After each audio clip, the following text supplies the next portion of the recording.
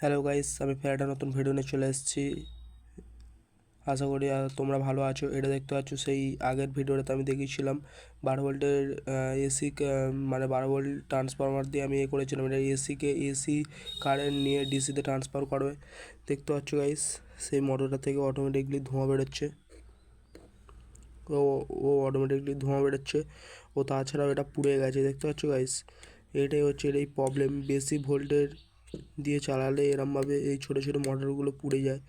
এগুলো জোর 9 ভোল্টের এইচডাব্লিউ ব্যাটারি দিয়েই লাস্ট চলতে পারে। এর থেকে বেশি দিলে এই মোটরগুলো পুড়ে যেতে পারে। যেরকম এই মোটরটা আমার এক্ষুনি পুড়ে গেছে, বুঝেছো গাইস। এই মোটরটা আমার এক্ষুনি পুড়ে গেছে। ও তাছাড়াও এরম কেউ বাড়িতে করতে যাবে না, কেন বাই চান্স মোটরটা বাস্টও করতে পারে। কেননা ওভার গরমের জন্য এর পেছনের ক্যাপটা খুলে গিয়ে এটা ছিটকে বেরিয়ে যেতে পারে। ওই জন্যই বলছি গাইস, যদি ভিডিও ভালো লাগে তাহলে লাইক শেয়ার কমেন্ট করো, প্লিজ চ্যানেলটাকে সাবস্ক্রাইব করো।